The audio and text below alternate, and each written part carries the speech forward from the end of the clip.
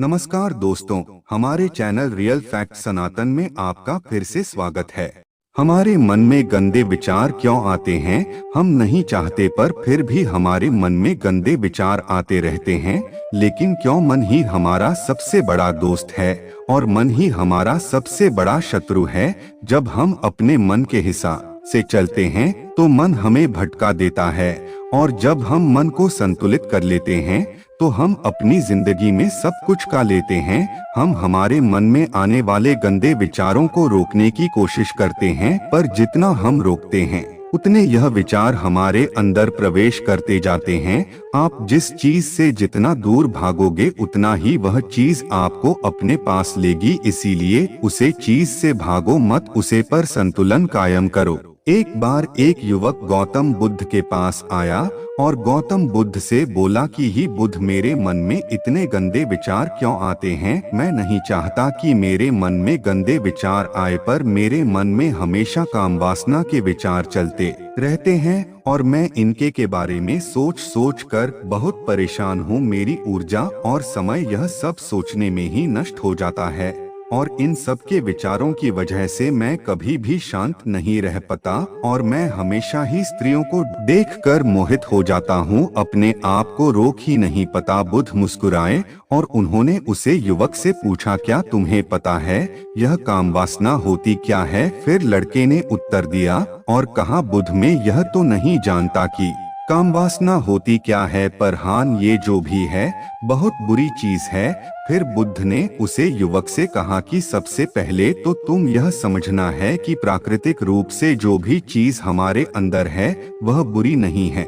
हमारे जीवन में उसकी कुछ ना कुछ जरूरत है। वासना कोई बुरी बात नहीं है, यह तो हमारे मन की एक भावना है जो हमें किसी ना किसी चीज की कमी का एहसास करवाती है, और फिर हम उसे चीज को पाने के लिए उसे चीज की तरफ आकर्षित हो जाते हैं। जैसे अगर तुम्हारे पास धन की कमी है तो तुम में धन पाने की वासना उत्पन्न हो जाएगी। तो वासना कुछ और नहीं, बस एक प्रकार की कमी है जो कि एक प्रकार की जरूरत का एहसास है, और जब ये जरूरत शारीरिक हो तो हम इसे काम वासना का देते हैं। युवक ने गौतम बुद्ध को कहा कि बुद्ध, मुझे काम वासना का मतलब तो समझ में आ गया, पर आप मुझे यह बताइए कि यह हाथी कहाँ से है, कैसे आती है?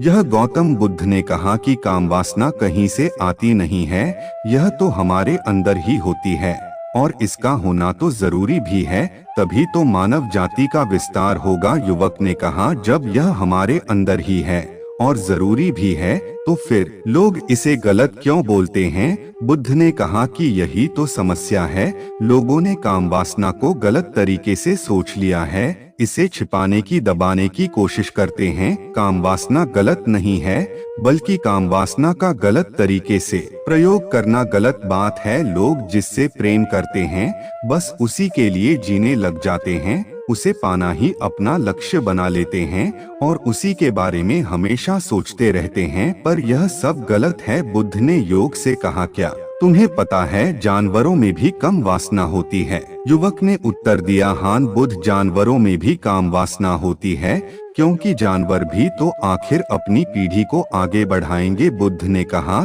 तो फिर हम जानवरों की काम वासना को गलत क्यों नहीं कहते? युवक ने कहा, मुझे नहीं पता महात्मा, आप ही मुझे बताइए। गौतम बुद्ध ने कहा कि जानवर अपनी काम वासना का प्रयोग आनंद प्राप्ति के लिए नहीं करते, वह तो सिर्फ संतान उत्पन्न करने के लिए काम वासना का उपयोग करते हैं। जानवरों को प्रकृति ने इतनी समझ नहीं दी कि वह काम वासना को अपने सुख का आधार बना सके, जबकि मनुष्य अपनी समझ के बलबूते पर प्रकृति में पाई जाने वाली प्रत्येक वस्तु को अपने सुख के लिए अपने प्रयोग करता है। हम इंसानों ने ही काम वासना को अपने सुख का साधन बना लिया है, जबकि प्रकृति ने तो हमें अपने वंश को आगे बढ़ाने के लिए दिया था, लेकिन इंसानों ने इसे अपने जीवन का परम लक्ष्य बना रखा है, और इस तरह से काम वासना का बेलगाम हो जाना गलत है। युवक ने मुझसे पूछा, महात्मा जी, ये कम वासना हम पर हावी क्यों होती है, क्यों यह बेलगाम हो जाती है? तब गौतम बुद्ध ने कहा कि सुनो, अब जो मैं तुम्हें बताऊंगा उसे तुम ध्यान पूर्वक सुनना काम वासना का सारा खेल तुम्हें समझ ए जाएगा, तुम्हें तुम्हारे सारे सवालों का जवाब मिल जाएगा, बस तुम्हें ध्यान से सुनकर समझना है। फिर गौतम बुद्ध युवक को बताना शुरू करते हैं। एक बार की बात है, एक आश्रम में गुरु और उनके शिष्य रहा करते जिससे रोजाना आश्रम के बाहर स्थित गांव में दीक्षा लेने के लिए जाते उसे आश्रम का एक शिष्य जिस गांव में भिक्षा लेने जाता था, उसे रास्ते में एक नदी पद्धति थी जिससे रोज उसी रास्ते से भिक्षा लेने जाता था। एक दिन उससे ने देखा कि एक लड़का पेड़ के पीछे छिपा है। वह उस लड़के के पास गया और उससे जाकर बोला, भाई तुम इस पेड़ के पीछे छिपकर क्या देख रहे हो? लड़के ने कहा, अरे तुझे नहीं दिख रहा क्या कि मैं क्या देख रहा हूँ? तब साइज ने नदी की तरफ देखा तो वहाँ पर कुछ लड़कियाँ पानी भर रही थी। वो लड़कियाँ 14-15 साल की होगी। तब से ने उसे लड़के से कहा, अरे भाई वहाँ पर तो लड़कियाँ पानी भर रही है, इसमें छिपकर देखने वाली क्या बात है? तब वो लड़का शीशे की तरफ देखकर उससे कहता है, अरे पागल, तुम्हें दिखाई नहीं दे रहा क्या कि कैसे यह परियां नदी से पानी निकल रही है? जरा उनकी अदाओं को तो देखो, उनके कोमल शरीर को देखो, उनकी पतली कमर मटके को उठाते समय बाल खाती है और उनके बाल उनकी कमर पर कैसे लहरा रहे हैं, मानो सुंदरता बिखरी पड़ी हो। जिससे ने फिर नदी की तरफ से कहा और इस बार वह इससे देखता ही चला गया। अभी तक तो कुछ भी नजर नहीं आ रहा था और वह बिल्कुल निर्भय था, उसे किसी भी बात का कोई डर नहीं था। लेकिन अब वो छिपने लगा और उन लड़कियों को देखने लगा जैसे उसने कोई अपराध कर दिया हो। और जब वो छिपकर उन लड़कियों को देख रहा था तभी वो अचानक अंदर से कौंप गया और उसने कहा कि ये मैं क्या कर रहा हूँ? मैं जो कर रहा हूँ वो सही नहीं है, मुझे यहाँ से चले जाना चाहिए। और फिर वह जल्दी से वहाँ से चला गया। वो आश्रम पहुँच जाता है। आश्रम जाकर वो अपने कार्यों में लग गया, लेकिन जो अभी वह देखकर आया था वही उसकी आंखों के सामने बार बार आ रहा था। उसके मन में वही दृश्य चल रहा था, उसका मन वही सब कुछ देखने के लिए लड़ाई हो रहा था। उसका किसी भी काम में मन नहीं लग रहा था। सुबह होते ही वह रोज जल्दी ही भिक्षा के लिए आश्रम से निकल जाता और उसे नदी के पास वाले पेड़ के पास जाता जहाँ पर वह लड़का पहले से मौजूद रहता था। उसके साथ मिलकर लड़कियों को छुप छुप कर देखता था। अब वह इससे रोज ऐसा करने लग गया, यह उसके रोज का काम हो गया। अब उसे शिष्य का मन किसी भी काम में नहीं लगता था, वो हमेशा ही किसी न किसी प्रकार के विचार में उलझा रहता। वो आश्रम के कार्यों को भी ठीक ढंग से नहीं कर रहा था, ना वो ठीक से सो पाता था, ना वो ठीक से खाना खा पाता था। उसका मन बेचैन सा रहता था। उसका मन बार बार उन लड़कियों के सौंदर्य को देखने के लिए लालायित हरता था। जब गुरु भिक्षा देते तब भी उसे हिस्से का मन कहीं और विचारों में खोया रहता था। गुरु ने अपने शिष्य की इन हरकतों को बांप लिया था। तब एक दिन गुरु ने शिष्य को अपने पास बुलाया और कहा कि आज से मैं भी तुम्हारे साथ भिक्षा मांगने चलूंगा, तुम और मैं साथ साथ भिक्षा मांगने चलेंगे। तभी सृजन गुरु को माना करते हुए बोला, नहीं गुरुदेव, आप परेशान क्यों हो रहे हो? मैं अकेला ही ठीक से भिक्षा मांग सकता हूँ। गुरु ने शिष्य से कहा कि ठीक है, तुम अकेले ही भिक्षा मांगने जाओ। जिससे तुरंत वहां से भिक्षा मांगने के लिए निकल गया। हिस्से को जाने के बाद गुरु भी आश्रम से निकल गए और शीशे का पीछा करने लगे कि वो कहाँ जाता है, किस मिलता है। यह सब देखने के लिए उसके पीछे पीछे चलने लगे। थोड़ी दूर जाने के बाद गुरु ने देखा कि उनका शिष्य एक लड़के के साथ एक पेड़ के पीछे अपराधी की तरह छिपा हुआ है और छिपकर कुछ देख रहा था। गुरु भी अपने शिष्य के पीछे जाकर खड़े हो गए कि आखिर उनका शिष्य क्या देख रहा है, जिसे देखने के लिए वो पेड़ के पीछे अपराधियों की तरह छिपा पड़ा है। गुरु ने देखा कि उनका शिष्य पेड़ के पीछे छुपकर लड़कियों को देख रहा था जो कि नदी से पानी भर रही थी। तभी गुरु ने शिष्य को कहा कि तुम क्या देख रहे हो? अपने गुरु की आवाज सुनकर वह इससे घबरा गया और उसके पसीने छूटने लगे। वह थर-थर कांपने लगा जैसे किसी चोर को चोरी करते समय रेंज हाथों पकड़ लिया हो। उसी से की हालत खराब हो गई। वो कुछ भी नहीं बोल का रहा था। दूसरा का जो शिष्य के साथ था वहां से भाग गया, जिससे घबराया हुआ था उसके मुंह से कुछ टूटे फूटे शब्द ही बाहर निकल रहे द वो अपने गुरु से नजर भी नहीं मिला का रहा था। गुरु ने शिष्य की तरफ देखा और कहा कि मेरा शिष्य तो निर्भय था, उसे तो किसी भी चीज का डर नहीं था, लेकिन ये क्या तुम तो डर के मारे कहाँ पर हो। जिससे इन्हें गुरु से कहा कि मुझे माफ कर दो गुरुदेव, मेरा इसमें कोई दोस्त नहीं है, उसे लड़के ने मुझे बहका दिया था, लेकिन आपसे मैं वादा करता हूँ कि आज के बाद मैं ऐसा कभी दोबारा नहीं करूँगा, मुझे माफ कर दो गुरुदेव। गुरु ने शिष्य से कहा कि कोई बात नहीं, पर इस बात का तुम ध्यान रखना कि हम जैसी संगति करते हैं वैसा ही फल हमें प्राप्त होता है। हम जैसी संगति करते हैं उसके विचार हमारे अंदर प्रवेश करते हैं, इसीलिए अच्छी संगति करो जिससे तुम्हारे अंदर अच्छे विचारों का प्रवेश हो। फिर गुरु और शिष्य आश्रम लौट आए और फिर आश्रम के कार्यों पर ध्यान देने लगा। उसने उसे रास्ते को छोड़ दिया और दूसरे रास्ते से जाने लगा। वो अपने काम को ध्यान से करता, लेकिन धीरे धीरे उसके अंदर क्रोध उत्पन्न हो गया और फिर वो दूसरे हसन पर क्रोध करने लगा और बेचैन देने लग गया। अब वो सही समय पर भोजन भी नहीं करता था, वो भोजन भी बहुत कम खाता था। एक रात गुरु शिष्य के पास आए और उसे बोले कि अब तक तुमने कितनी बार अपना वादा तोड़ दिया। यह सुनकर शिष्य अपने गुरु के चरणों में गिर गया और रोने लगा। रोते रोते ही उसने गुरु से कहा कि गुरुदेव, मैं कई बार अपना वादा टूट चुका हूँ, फिर वादा कर लेता हूँ, लेकिन हर बार मैं वादा तोड़ देता हूँ। मेरा मन मेरे नियंत्रण में है ही नहीं। मैं बहुत कोशिश करता हूँ कि मैं अपने मन से सारे बुरे विचारों को निकल दूं, लेकिन मैं चाह कर भी ऐसा नहीं कर रहा हूँ। फिर गुरु ने शिष्य को कहा कि चलो मेरे साथ।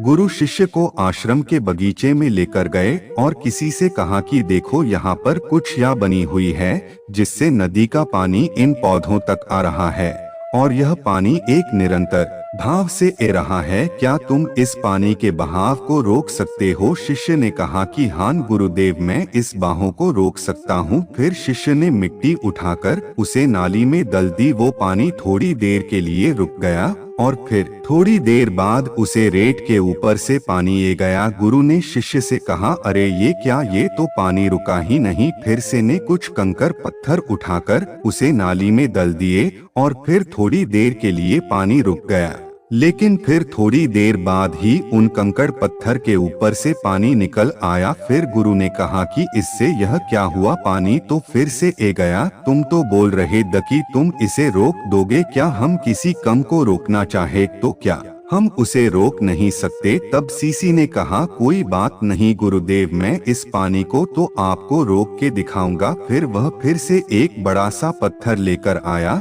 और उसे नाली पर डाल दिया और पानी रुक गया। तब गुरु से कहा कि देखा गुरुदेव, मैंने कहा था ना कि पानी को मैं रोक दूंगा, मैंने पानी को रोक दिखाया, आपकी बात मैंने पूरी कर दी। गुरु मुस्कुराए और बोले, अच्छा जरा ध्यान से देखो, पानी रुक गया क्या, वो तो पीछे की नाली तोड़कर बाहर ए गया और अगल बगल से बह रहा है। और ध्यान से देखो, इस पत्थर की आगे भी ए गया और ये पानी अपना रास्ता बदलकर फिर से आगे की तरफ बह जाएगा।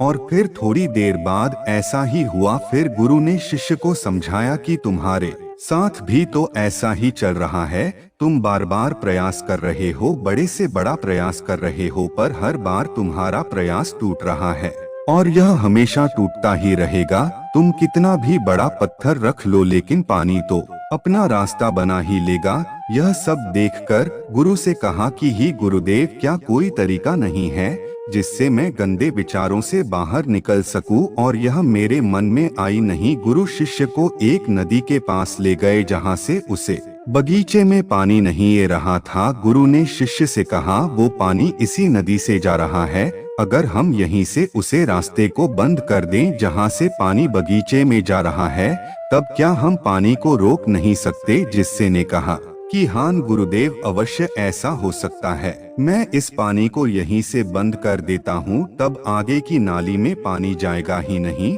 और फिर बगीचे में पानी जाएगा ही नहीं। फिर से इन्हें नदी से जाने वाले रास्ते को बहुत मेहनत करके पत्थर और मिट्टी डालकर बंद कर दिया और गुरु से कहा कि गुरुदेव, मैंने पानी को बंद कर दिया है, अब यह पानी बगीचे में जाएगा ही नहीं। तब गुरु ने कहा, किसी से अगर पानी बगीचे में नहीं जाएगा तो पेड़ पौधों को पानी कहाँ से मिलेगा? उन पेड़ पौधों को तो पानी की आवश्यकता है और उन पेड़ पौधों में कुछ पेड़ पौधे तो ऐसे हैं जिनको रोज पानी की आवश्यकता है, वह तो मुरझाकर मर ही जाएंगे, उनका क्या होगा? पानी तो हमें खोलना ही होगा। जिससे ने गुरु की बात सुनकर वापस नदी से जाने वाले पानी का रास्ता खोल दिया। तब गुरु ने शिष्य से पूछा, जिससे अगर हम इस नदी के पूरे पानी को बगीचे की तरफ मोड़ दे तो क्या होगा? तब साईं जवाब दिया कि गुरुदेव, वहाँ पर जितने भी पेड़ पौधे हैं वो गलकर नष्ट हो जाएंगे, वहाँ पर कुछ नहीं बचेगा। फिर गुरु मुस्कुराए और बोले, तुम इस बात को समझो कि हमें किसी भी चीज को रोकना नहीं है, बस हमें हमेशा संतुलन बनाए रखना है। कम पानी से भी पौधे नष्ट होते हैं और ज्यादा पानी से भी पौधे नष्ट होते हैं। हमारा जीवन संतुलन से ही चलता है। गुरु ने शिष्य से कहा कि अगर मैं तुम्हें कुछ कहूँ कि तुम आम के बारे में मत सोचो तो तुम्हारे मन में सबसे पहले किसका चित्र आएगा? शिष्य ने कहा कि गुरुदेव, मेरे मन में तो पहला चित्र आम का ही आएगा। गुरु ने कहा कि जब हम गंदे विचारों को जबरदस्ती रोकने का प्रयास करते हैं तो वह और मजबूती के साथ हमारे अंदर प्रवेश करते हैं, हमारे अंदर उठाते हैं। इसीलिए हमें उन्हें कभी भी दबाने की कोशिश नहीं करनी चाहिए। फिर गुरु ने शिष्य को जाते हुए कहा कि हमारे गंदे विचार बुरे लोगों की संगति करने की वजह से भी आते हैं। कई बार क्या होता है कि कामुकता हमारे अंदर होती नहीं है, लेकिन कुछ अश्लील लोगों के साथ रहने की वजह से ये हमारे अंदर हावी हो जाती है। फिर शिष्य ने कहा कि गुरुदेव, आप सही कह रहे हैं, मैं अपने मार्ग से भटक गया था। फिर वो शिष्य उसे रात बहुत ही चैन की नींद सोया। सुबह अपने कार्यों को पूरे मन से किया और फिर सुबह वो भिक्षा लेने के लिए उसी रास्ते से गया जहां वह लड़का आज भी पेड़ के पीछे छुपकर उन लड़कियों को देख रहा था। वो शिष्य नदी पर गया जहां वह लड़कियां पानी भर रही थी। उसने उन लड़कियों से पानी मांगा। उन लड़कियों में से एक लड़की ने उसे पानी पिलाया और उसे सन्यासी शिष्य के चरण छुए। शिष्य ने उसे आशीर्वाद दिया कि तुम्हारा कल्याण हो, जिससे का मन सकारात्मक ऊर्जा से भर गया। उसके चेहरे पर मुस्कान आ गई थी, जैसे कि उसे कुछ खोया हुआ वापस मिल गया हो। वह वापस अपने रास्ते से जाने लगा। तभी पीछे से वह लड़का आ गया जो पेड़ के पीछे छुपा हुआ था। वह शीशे के पास आया और बोला कि क्या बात है, आज तो तुमने नजदीक से दर्शन कर लिए, तुम तो मुझसे भी आगे निकले। तब शिष्य ने कहा कि हम हमेशा दूसरे के दर्शन करने में ही व्यस्त रहते हैं, अपने दर्शन कर ही नहीं पाते। तुम कब तक इस पेड़ के पीछे छुपाते रहोगे? किसी को पसंद कर लो, उससे बोल दो। अगर वो भी तुम्हें पसंद करती है तो शादी कर लो और उससे पहले तुम कुछ बन जाओ, अपने आप को पहचान लो। ऐसे अपना समय बर्बाद मत करो। फिर वह लड़का रोज उससे मिलने लगा और उसे लड़के ने नदी पर जाना छोड़ दिया। और फिर वो लड़का अपने जीवन में कुछ बनने के लिए संघर्ष करने लगा। तो तुमने देखा संगति का असर क्या होता है। अपनी संगति बदलो, अपने विचार बदलो। बुद्ध ने युवक से पूछा कि क्या तुम्हें तुम्हारे सारे सवालों का जवाब मिल गया? तब युवक ने कहा कि हाँ महात्मा जी, आपका बहुत बहुत धन्यवाद। तब गौतम बुद्ध ने युवक से कहा कि जब तुम्हारे मन में गंदे विचार आए तब आप अपने आप को दोषी मत मानो। यह शरीर है और यह सब इसने हजारों वर्षों से सीखा है। एक केवल तुम्हारे सोच लेने से, शपथ लेने से ये टूटने वाला है नहीं, लेकिन तुम्हारे पास वो शक्ति है, वो ऊर्जा है जिसका तुम्हें संतुलन उपयोग करना है। तुम एक जीवित ऊर्जा हो जो कुछ भी अनुभव करने के लिए स्वतंत्र है, जो निर्माण करने के लिए स्वतंत्र है। इसीलिए तुम अपने आप को पहचानो। यह बोलकर गौतम बुद्ध मोहन हो गए और वो युवक वहां से चला गया। प्रियो मित्रों, आशा करता हूँ कि आपको हमारी यह वीडियो पसंद आई होगी। अगर पसंद आई है तो वीडियो को लाइक करने के साथ साथ अपने मित्र और परिवारों के साथ शेयर जरूर करें और ऐसी ही आध्यात्मिक जानकारी के लिए रियल फैक्ट सनातन परिवार का हिस्सा बने। हमसे जुड़े रहने के लिए सब्सक्राइब करें हमारा यूट्यूब चैनल रियल फैक्ट सनातन। धन्यवाद।